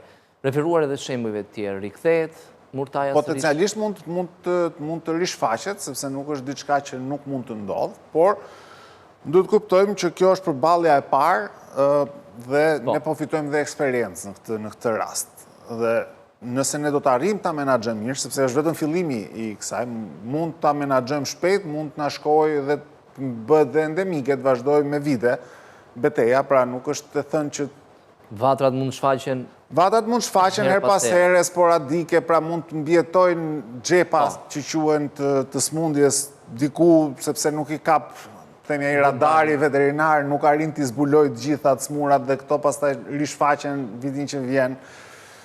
Pra rrugët dhe mundësit janë të shumta, por ajo që ne shpresojmë është që ne t'ja dalim në krye kësaj pune dhe t'arrim ta eliminojmë me kaq dëme sa kemi për momentin. Kuptohet është një betejë që do të vazhdojë, nuk mbyllet sot ka fillu, por shërbimi veterinar, siç thash edhe një herë tjetër, në mënyrë që të jetë efikas në kontrollin, duhet detyrimisht të ndihmohet. Sepse po përballet në një situatë të re, që ka një shkallë dhe shtrirje territoriale të gjerë, sepse vatrat ne i kemi nga veriu në jug. Kudo ka, dhe janë edhe në vendet malore. Po pra, një pjesë e ky është problemi, pra që kemi një shtrirje territoriale të gjerë, nuk është se kemi të lokalizuar në një vend dhe ne përqendrojmë forcat, por ne i kemi të përhapura në territor, dhe këto vatrat përhapura në territor nën kupton që forcat veterinare nuk mund të përqendrohen në një vend që ta eliminojnë, po duhet të shpërndahen. Dhe në këtë pikë duhet që të kenë mobilitet shumë të mirë, pra mjete lëvizje shumë të mira, duhet të kenë stafe teknike, suporti për të bërë eliminime, duhet që pushtetet vendore të ndihmojnë shërbimin veterinar me gjitha resurset që kanë, sepse ne themi eliminim, po eliminimi është një proces që nuk është proces shumë i thjeshtë, pra duhet të groposen, duhet të grumbullohen, duhet të dezinfektohen, pra janë ca punë që nuk kërkojnë vetëm veterinerin, po kërkojnë dhe krah punë në sensin e mirë, dhe mjete punë dhe logjistik dhe kosto të cilat nuk kanë qenë të parashikuara për një situatë të tillë. Dhe për të mbyllur bisedën, sa të rëndësishëm janë vetë fermerët në evidentimin e rasteve dhe çfarë duhet bëjnë ata nëse një bakti shfaq shenja? Fermerët janë linja e parë e mbrojtjes. Vetë fermeri për tufën e tij në radhë parë duhet që t'jeti kujdesshëm ndaj shëndetit kafshëve. Në përgjithësi, fermerët janë të kujdesshëm, sidomos ata që e kanë bazuar jetën e tyre në mbarështimin e baktive, sepse me ato bakti rrojnë. Dhe ata mund ta dallojnë që në momentet e para që një kafshë është apatike, apo si e fjetur, apo e lodhur, që nuk ndjek tufën normalisht, pra që këto janë shenjat e para fare, përpara se të fillojë të temperatura lartë, apo rrjedhje nga hundët, apo diare, pra shenjat që përkeqësohet shëndeti. Po që në momentet e para, që kur fillojnë që shfaqen këto lodhjet e para të kafshës, duhet me njëherë të informoj shërbimin veterinar, dhe pastaj janë veterineret ata që shkojnë, marrin kampione dhe vërtetojnë pranin apo jo të smundjes. Hapi parë është njoftimi. Hapi parë është vëmendja ndaj kafshëve, se si është gjendja e tyre, dhe hapi dytë është njoftimin në çdo rast që ka një dyshim sado të vogël apo të papërfillshëm, sepse në herë janë gjëra që janë normale, ata i shohin, ama se s'ka gjë se e kalon. Se e kalon. Jo, në këtë rast nuk duhet ta anashkaluar, do më mirë të jetë diçka tjetër. Më mirë të jetë smundje tjetër, po të jesh i sigurt që nuk ke këtë smundje në tufë, se sa të rrezikosh pastaj tufën tënde dhe nuk është problemi vetëm i tufës vetjake, siç thash, por është edhe i tufave të fqinjve dhe të komunitetit që rrethojnë, sepse ne kemi fshatra të cilat janë të vogla, kanë hyrje dalje fermerët me njëri tjetrin, janë familjar, kanë ato lidhjet e veta, i shtektojnë kafshët bashkë e tjerë, pra kemi një raport të ndërthurur brenda një fshati, nuk është se gjithsecili është një fermë e izoluar dhe pa ndërveprime me fermat e tjera. Pra që do thotë, nuk është thjesht përgjegjësi individuale, por është dhe përgjegjësi kolektive për gjithë mbashtuesit. Njerëzit nuk janë transmetues, nuk preken, po transmetues mund të jenë? Njerëzit nuk janë transmetues, virusin përgjithsisht një virus i dobët. Pra nuk e merr fare njeriu. Jo, është i dobët, vetë njeriu jo, po dhe mjetet me të cilat lëviz, pra nuk është se ka një mbjetesë të fortë, sidomos tashin kushtet e verës dhe rrezatimit diellor nuk e favorizon virusin, megjithatë përmes gomave të makines, pra në ato të çarat e makines, pak plej ndotur me virus, apo kpucët, çizmet e tjerë, pra nga një fermë te tjetra, në distanca të shkurtra mund ta përhapi. Pra njeriu të bëhet faktor. Por problemi tjetër është pastaj shitblerja e kafshëve në mënyrë, dhe kjo ka qenë ndoshta mekanizmi kryesor i përhapjes në këto distanca kaq të mëdha që ne shohim siç thash pra nga veriu në jug, sepse kafshët janë shit, janë blerë ka tregje gjithandej. Ka tregje formale dhe informale dhe ky është problemi. Pra lufta ndaj informalitetit mund të cënojë, apo si thosh ekzistenca e informalitetit cënon gjithë veprimet e mëdha që po merr shërbime veterinar, pra si thosh një dru i shtrëmbur prishgjistivën dhe në këtë rast këto janë ato të cilët ne trëmbemi deri diku, pra shitblerjet ilegale të baktive. Zoti Mersini, faleminderit që ishit në studio, të shpresojmë që situata do të mbahet në kontroll. Ta kemi në kontroll. Faleminderit. Ne tani do të lidhemi sërish drejt për drejti me Komisionin e Ligjeve për të parë diskutimet aty. Kolegës Felaj dhe tuajat, në lidhje me këto 3 projekt ligje shumë të rëndësishme, do t'jap fjalën zotit Lamallari për një përgjigje të pyetjeve të sapo bëra nga zoti Sula. Zëri kryetar, mund të them që lidhje me ligjin për pyetja që lidhet me ligjin për zyrën e rikuperimit të aseteve, fakt duhet të theksoj që në thelb kjo zyrë është një njësi inteligjencë, pra shkëmbimi informacioni, pra nëse më parë ky informacion duhet koordinohet nga disa institucione, pra ishin informacion që vinin nga burimet të ndryshme, dhe kur vinte puna te bashkëpunimi ndërkombëtar ishte një proces më i koklavitur, më i vështirë, duke marrë parasysh që ne nuk jemi vend antar i Bashkimit Evropian akoma dhe rrjedhimisht nuk mund të përfitojmë nga mekanizmat e Bashkimit Evropian siç janë ata për arrestin evropian e tjerë që lehtësojnë bashkëpunimin pra vend me vend, por në thelb ngritjen e zyre pra e cila i shërben pikërisht procesit penal, që do thot procedimit nga organet proceduese që janë prokuria, qoftë e jurisdiksionit përgjithshëm dhe jurisdiksionit posaçëm, dhe përfundimisht patjetër vlerësimi këtyre masave dhe kalimi me vendim sekuestrimi apo konfiskimi sipas rastit nga gjykata, duke qenë se kjo ishte edhe me sa kuptova thelbi i pyetjes lidhur me zyrën e rikuperimit. Pra ajo çfarë ndodh është që përmes së zyre centralizohet procesi, nuk kemi më një proces të shpërndar, por kemi një njësi të dedikuar, e ngritur sipas direktivave të Bashkimit Evropian, duke pasur pikën kombëtare, siç kërkohet dhe nga direktiva, pra ngritja një pike kombëtare 24 orë në 7 ditë javës që përgjigjet pyetjeve që vijnë nga zyrat përgjegjëse të rikuperimit të Bashkimit Evropian. Përsa e përket modeleve, unë e përmenda më herët, kemi marrë modelin e Francës, ka edhe disa nisma në vendet e rajonit, por megjithatë ajo çfarë mbetet fokusi ynë është pikërisht antarësimi në rrjetin evropian të zyrave të rikuperimit të aseteve, dhe ligji vërtet ka sjell goxha parafrim me këto 4 direktiva dhe një vendim kuadër të Komisionit Evropian, kështu që është një hap shumë pozitiv në kuadër të negociatave, specifikisht në kuadër të grup kapitullit themelor, pra kapitulli 24, drejtësia, liria dhe siguria, dhe vendimi i gjykatës është ai që përcakton në mënyrë përfundimtare dhe pa ekuivok nëse gjithë hapat e ndjekur nga organet proceduese përfshi dhe këtë zyrë janë të duhurat. Lidhur me pyetjen për kontrollin kufitar dhe atë që lidhet me ligjin për të huajt, unë do doja t'i kaloja fjalën ekspertëve të fushës, konkretisht drejtorit të departamentit të policisë kufitare në policinë e shtetit, për një informacion më shumë, nëse ka dhe statistikat patjetër. Kryetare, faleminderit. Mirë, shumë faleminderit. Atëherë, edhe unë do t'i vlerësoja të treja këto nisma, ju vetëm për çfarë thanë kolegët dhe siç relatuarat dhe ju, por edhe për faktin se një nga projekt ligjet, veçanërisht ai për zyrën e rikuperimit të aseteve, përveç rëndësisë që ka për publikun, përveç faktit që është pjesë e progresit me integrim në Bashkimin Evropian, është edhe një nga kushtet për fazën post-monitoruese që ka Shqipëria në Këshillin e Europës. Dhe me këtë shkon, nëse s'gaboj, në 7 përmbushja e kushteve që janë vendosur Shqipërisë si vend i cili ka qenë vitin 1995 antar i Këshillit të Europës dhe vetëm 10 arriti të dilte në fazën e nga faza e monitorimit dhe është në fazën post-monitorim.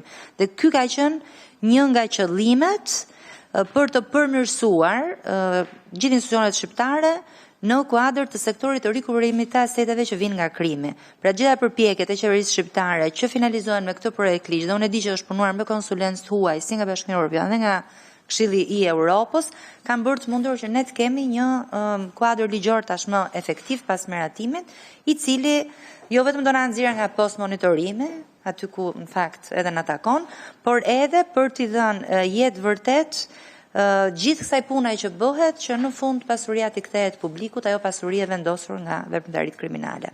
Kështu do ta vlerësoja këtë projekt ligj, edhe 2 projekt ligjet e tjera janë shumë të rëndësishme, unë nuk do dua të përsëris çfarë thanë kolegët. Ajo që do doja të theksoja është që ne jemi komision për dhënien mendimi, pavarësisht që çështjet lidhen shumë me fushën veprimtarisë të këtij komisioni, do të jetë komisioni i përgjegjës ai i sigurisë, do të shohë çështjet me detaje, por ne si komision në raportet tona do të vendosim gjitha këto diskutime që kanë vlerë dhe që u bën këtu për të pasuruar dhe për të parë, siç me të drejtë thot zoti Sula, që nëse ligji ka nevojë të përmirësohet apo të shihet në kuadër të bërjes edhe më shumë efektiv. Thënë këto, unë do ju ftoja kolegë të kalojmë në votim për këto 3 projekt ligje dhe më pas të bëjmë prezantimin e pikës së fundit, duke qenë se është dhe zoti Lamallari këtu, kështu që filloj me projekt ligjin për zyrën e rikuperimit të aseteve, kush është dakord në parim? Pro 16, kundër, s'ka abstenim, s'ka miratohet, vazhdojmë neni 1 pro kundër abstenim miratohet, s'po i përsëris sekretaria numëron, neni 2 pro kundër abstenim miratohet, neni 3 pro kundër abstenim miratohet, neni 4 pro kundër abstenim miratohet, neni 5 pro kundër abstenim miratohet, neni 6 pro kundër abstenim miratohet, neni 7 pro kundër abstenim miratohet, neni 8 pro kundër abstenim miratohet, neni 9 pro kundër abstenim miratohet, neni 10 pro kundër abstenim miratohet, neni 11 pro kundër abstenim miratohet, neni 12 pro kundër abstenim miratohet, neni 13 pro kundër abstenim miratohet, 14 pro kundër abstenim miratohet, 15 pro kundër abstenim miratohet, 16 pro kundër abstenim miratohet, neni 17 pro kundër abstenim miratohet, neni 18 pro kundër abstenim miratohet, neni 19 pro kundër abstenim miratohet, neni 20 pro kundër abstenim miratohet, 17 pro kundër s'ka abstenim miratohet, neni 21 pro kundër abstenim miratohet, neni 22 pro kundër abstenim miratohet, neni 23 pro kundër abstenim miratohet, neni 24 pro kundër abstenim miratohet, neni 25 pro kundër abstenim miratohet, në tërësi me projekt ligjin pro 17 pro kundër s'ka abstenim, s'ka miratohet. Ligji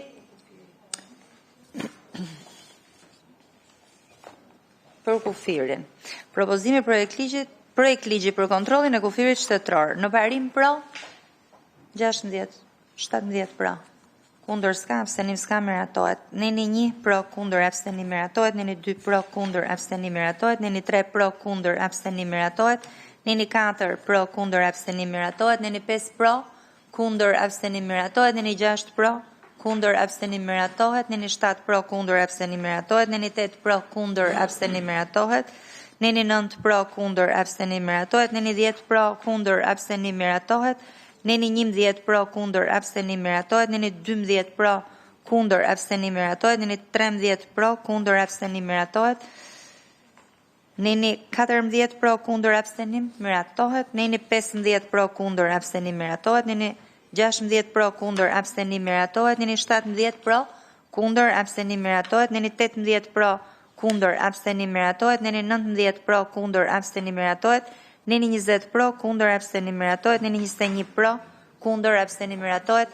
Neni 22 pro, kundër, abstenim, miratohet. Neni 23 pro, kundër, abstenim, miratohet. Neni 24 pro, kundër, abstenim, miratohet. Neni 25 pro, kundër, abstenim, miratohet. Neni 26 pro, kundër, abstenim, miratohet. Neni 27 pro, kundër, abstenim, miratohet.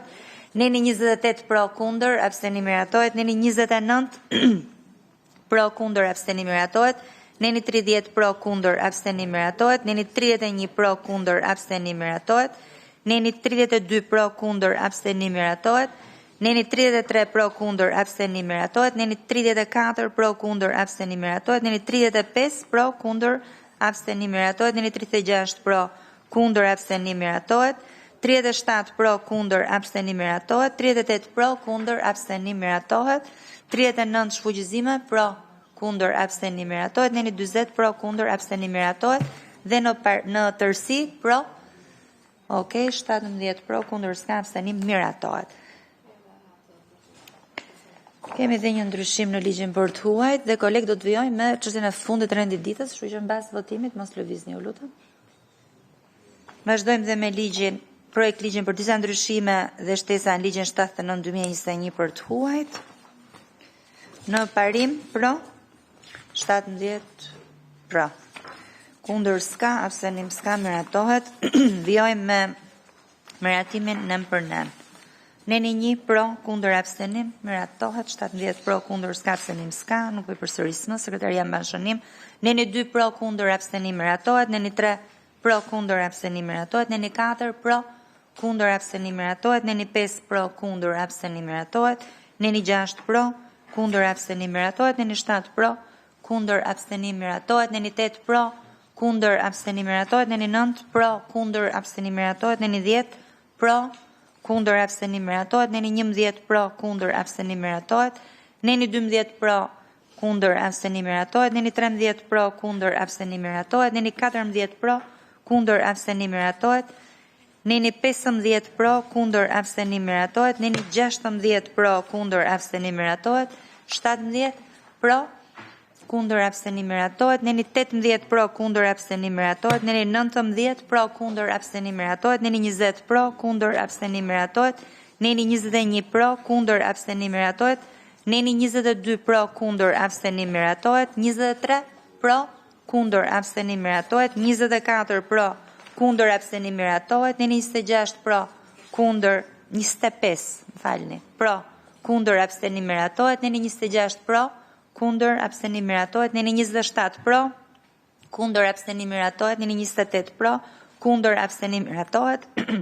Neni 29 pro, kundër, abstenim, miratohet. Neni 30 pro, kundër, abstenim, miratohet. Neni 31 pro, kundër, abstenim, miratohet. Neni 32 pro, kundër, abstenim, miratohet. Neni 33 pro, kundër, abstenim, miratohet. Neni 34 pro, kundër, abstenim, miratohet. Neni 35 pro, kundër, abstenim, miratohet. Neni 36 pro, kundër, abstenim, miratohet.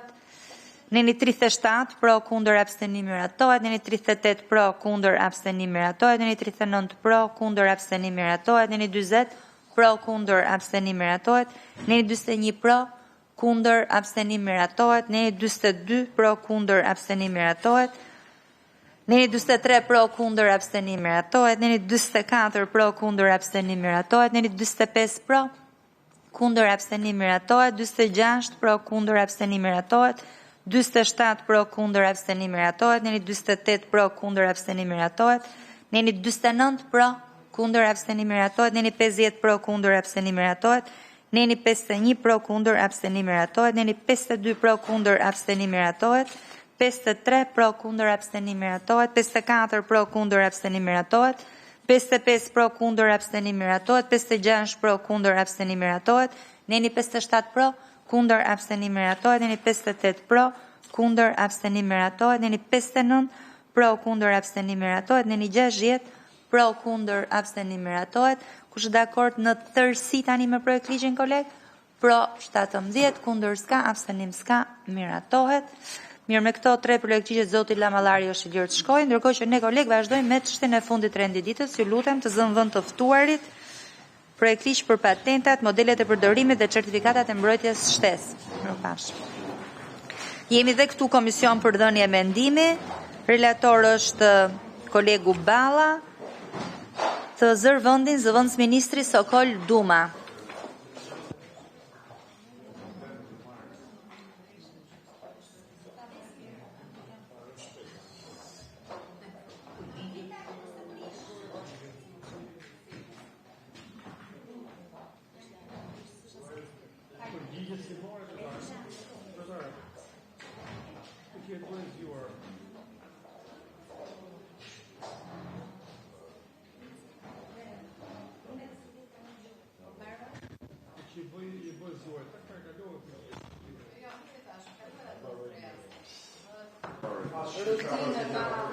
Mirë, zoti Duma, mirë se erdhët.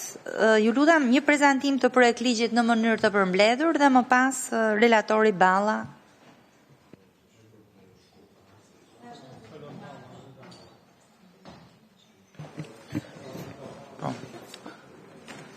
Faleminderit e nderuar zonja kryetare, të nderuar anëtar të komisionit.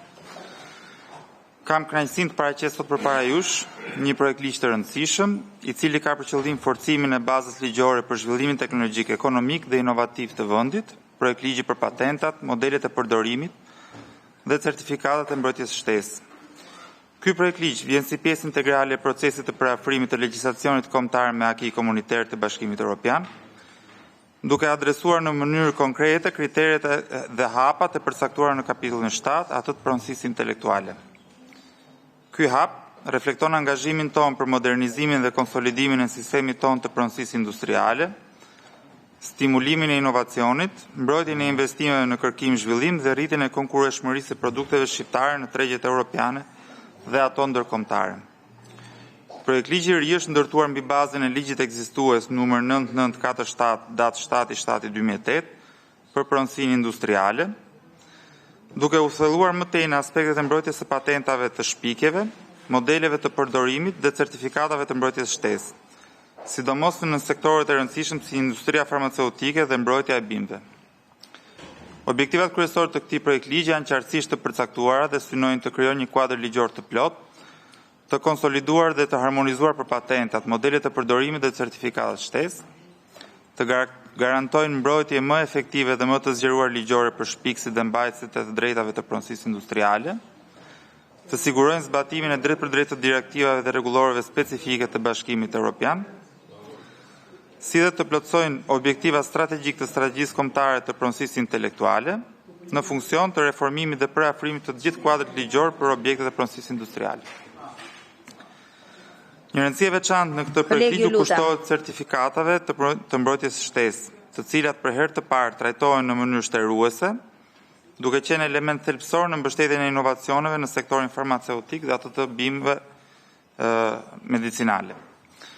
Përgatitja e këtij projekt ligji është bërë në përputhje të plotë me aktet përkatëse të Bashkimit Evropian, përfshirë këtu direktiva dhe rregullore themelore, si direktiva 9944/KE për mbrojtjen juridike të shpikjeve bioteknologjike, rregulloret për certifikatat e mbrojtjes shtesë, si dhe rregulloret që adresojnë mënyrën e mbrojtjes së produkteve farmaceutike për eksport dhe produkteve të rralla.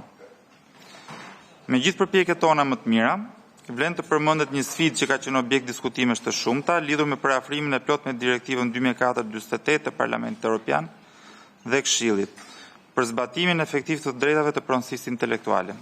Në këtë drejtim ka pasur diskutime intensive me Ministrinë e Drejtësisë dhe palët e tjera të përfshira mbi parafrimin e disa dispozitave të kësaj direktive, të cilat kanë të bëjnë me procedurat e mbrojtjes së të drejtave në fushën e pronësisë industriale.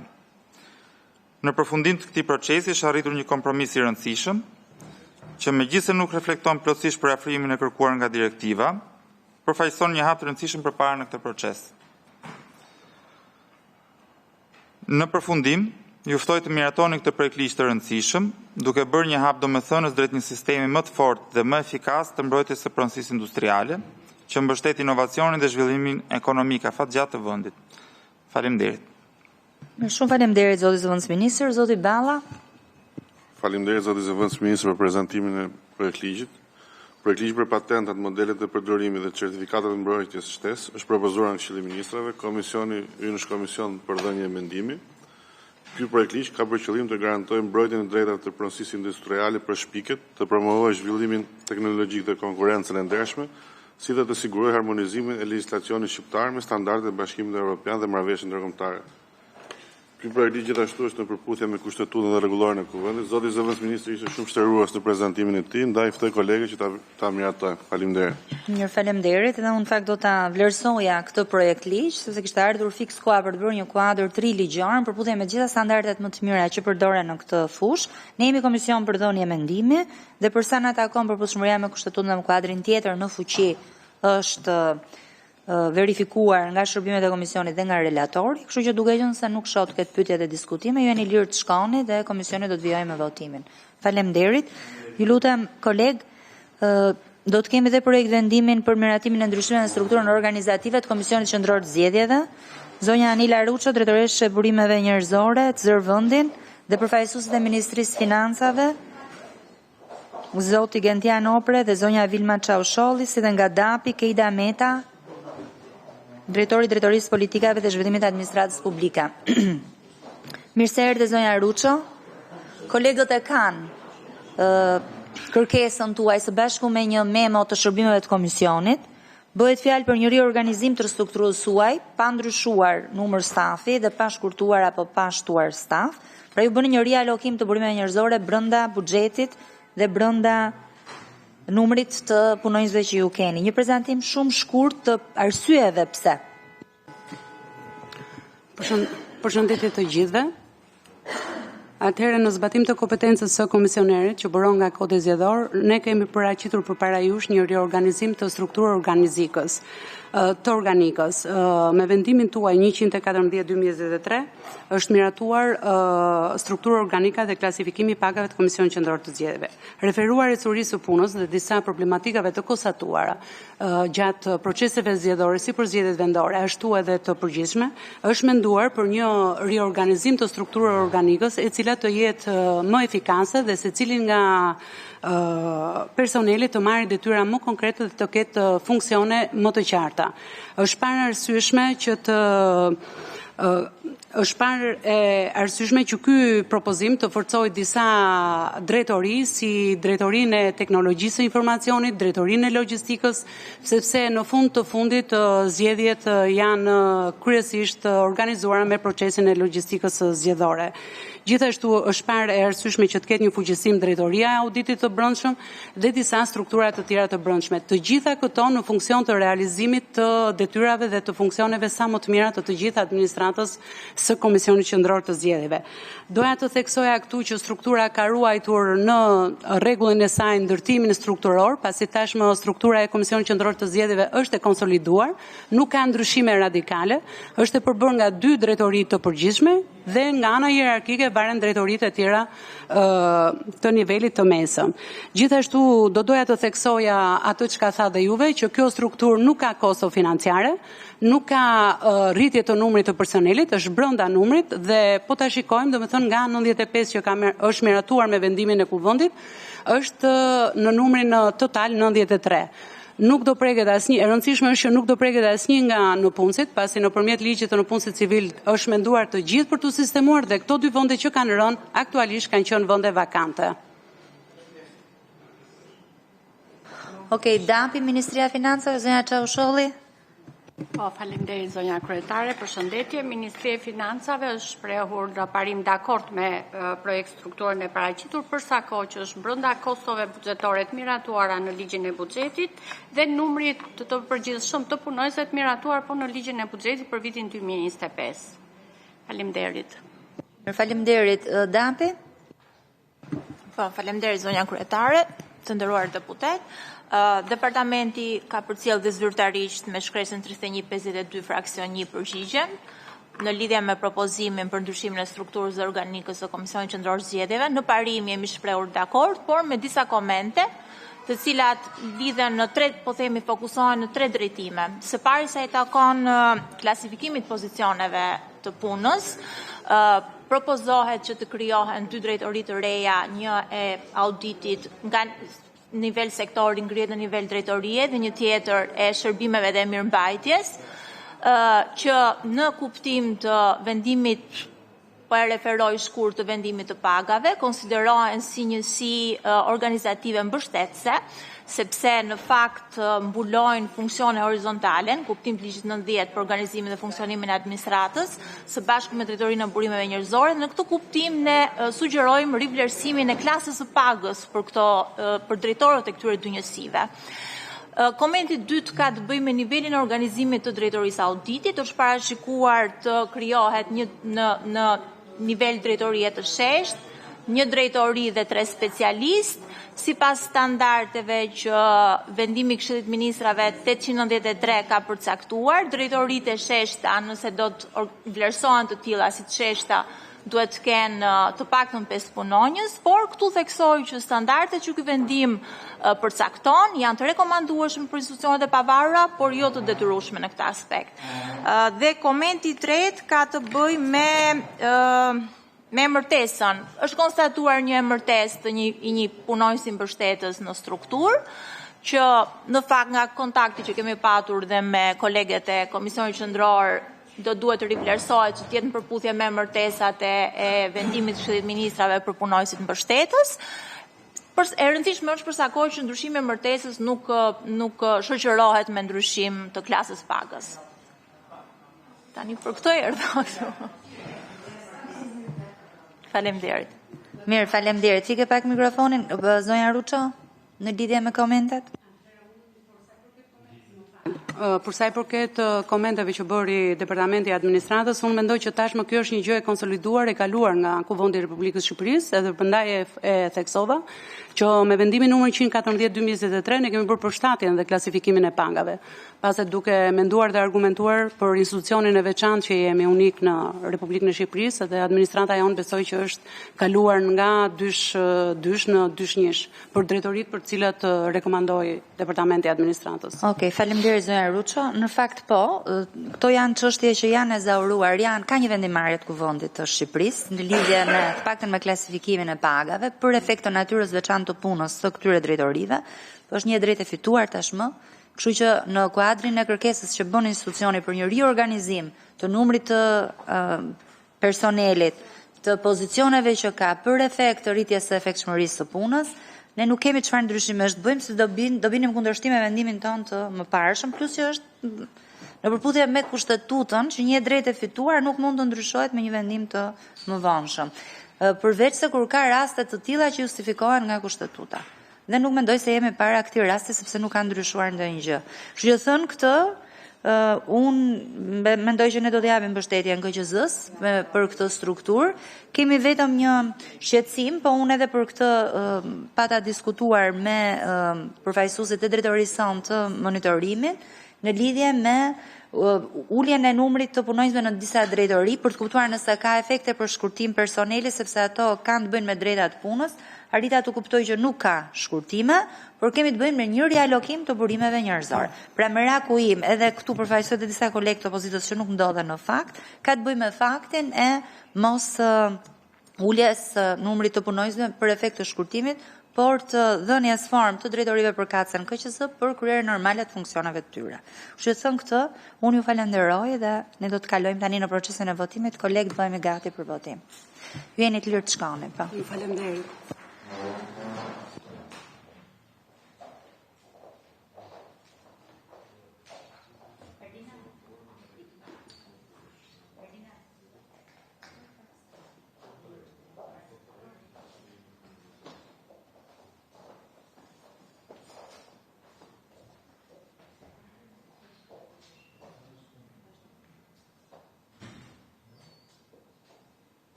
Vijojnë diskutimet në Komisionin e Ligjeve, do të shohim tani disa nga zhvillimet kryesore nga vendi dhe mesatarisht 92 euro është vlera që një shqiptar ka shpenzuar për të siguruar për gjatë vitit 2024. Sipas një raporti ndërkombëtar, Shqipëria është në vendin e fundit në rajon për sa i përket shpenzimeve të sigurimeve për frymë. Shqiptarët janë populli që shpenzon më pak për të siguruar në të gjithë Evropën qendrore dhe juglindore. Sipas shtëpisë publikuese Exprim, një shqiptar ka shpenzuar mesatarisht 92 euro për sigurime gjatë vitit që lan pas. Megjithëse kemi pasur një rritje me 15% të shpenzimeve për frymë në krahasim me 2023-shin, sërish renditemi të fundit nga 20 vende që merren në analizë. Përse përket vëllimit total të primeve të shkruara bruto, Serbia më pas Bosnia dhe Hercegovina kryesojnë në Ballkanin Perëndimor me një vlerë prej 25 miliard lekësh prime të shkruara bruto gjatë vitit të kaluar. Shqipëria lë pas vetëm Kosovën dhe Malin e Zi. Ndërkohë vendi ynë mbetet prapë i fundit në Evropën qendrore dhe juglindore për peshën që zën primet e shkruara bruto në prodhimin e brendshëm bruto. Të dhënat nga raporti i Exprim tregojnë se tregu i sigurimeve në Shqipëri vetëm 1% të prodhimit të brendshëm bruto, ndërkohë në Kosovë dhe Maqedoninë e Veriut zën 1.6% dhe 1.8% përkatësisht, e në Bosnjë mbi 2%. Nëse i krahasojmë sipas produkteve, vërejmë se shqiptarët, qoftë të Shqipërisë apo të Kosovës, nuk e sigurojnë jetën e tyre. Nga portofoli total i primeve të shkruara bruto, vetëm 8% shkojnë për sigurimin e jetës në Shqipëri dhe vetëm 5% në Kosovë. Shqiptarët shpenzojnë më tepër për produktin e sigurimit MTPL e brendshme, ku te i kalojmë rajonin për përqindjen që zë ky produkt në portofolin total të primeve. Kjo pasi është i detyrueshëm dhe jo vullnetar. Nga ana tjetër për sigurimin e pronës jemi në nivele të ngjashme me vendet e rajonit. Sigurimi i shtëpisë vijon të bëhet vetëm në rastet kur individi merr një kredi në bankë për blerjen e saj. Këto shifra tregojnë se në Shqipëri nuk është krijuar akoma kultura e sigurimit vullnetar. Shumica e shqiptarëve nuk e shohin sigurimin si një domosdoshmëri, por një luks dhe kur kanë të ardhurat shtesë, preferojnë të shpenzojnë për produkte të tjera. Gjithashtu ekziston një besim i ulët ndaj kompanive të sigurimit. Ndërkohë Shqipëria po përshpejton ndërtimin e linjave të interkoneksionit me vendet fqinje. Projekti i avancuar është ndërtimi i linjës interkoneksionit 400 kW Shqipëri-Maqedoni e Veriut që pritet përfundojë deri në fund të këtij viti. Shqipëria po përshpejton ndërtimin e linjave të interkoneksionit me vendet fqinje, ndërkohë që sektori i energjisë elektrike mbetet i varur nga burimet hidrike, një varësi që ndikon drejt për drejt në rritjen e kostove të shkëmbimeve energjetike. Ne jemi të lidhur nëpërmjet linjës 400 kV me Kosovën, projekti Korrent i cili është në Maqedoninë e Veriut, jemi duke u bërë edhe studimi fizibilitetit për linjën Shqipëri-Greqi dhe ne arrim të lidhemi me linjë 400 kV me të gjithë fqinjet tanë. Ndërkohë, mbas kësaj vjen në radhë lidhja me kabël në New York dhe me Italinë. Projekti më i avancuar është ndërtimi i linjës së interkoneksionit 400 kV Shqipëri-Maqedoni e Veriut, i cili pritet të përfundojë në fund të këtij viti.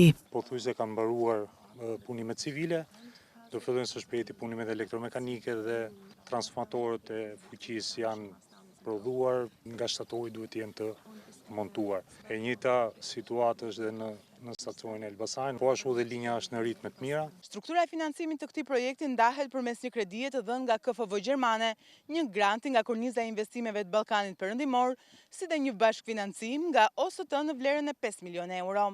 Më konkretisht 50 milionë euro janë kredie dhënë nga KFV dhe 17 milionë euro janë granti Kornizës së Investimeve të Ballkanit Perëndimor. Projekti përfshin ndërtimin e linjës së re të transmetimit 400 kV Elbasan-Qaftan dhe Elbasan-Fier, me gjatësi totale prej 130 km, ngritjen e nënstacionit të ri 400 kV Elbasan 3, si dhe zgjerimin e nënstacionit Fier. Ndërkaq, projekti për lidhjen me kabllon nënujore me Italinë është ende në fazën e hershme, por janë zhvilluar takime të nivelit të lartë qeveritar dhe procesi ka nisur zyrtarisht. Kuptohet që ndoshta është herët për të folur për detaje teknike që kanë të bëjnë me financimin, që kanë të bëjnë me gjatësinë, që kanë të bëjnë me pikën dalse dhe hyrëse, po themi me shtetin italian, por që është në rrugë, ka nisur dhe sa më shumë këto projekte të brendshme të Shqipërisë dhe rajonale bëhen eficiente, aq më tepër rritet edhe ritmi më pas për të vijuar me detajimin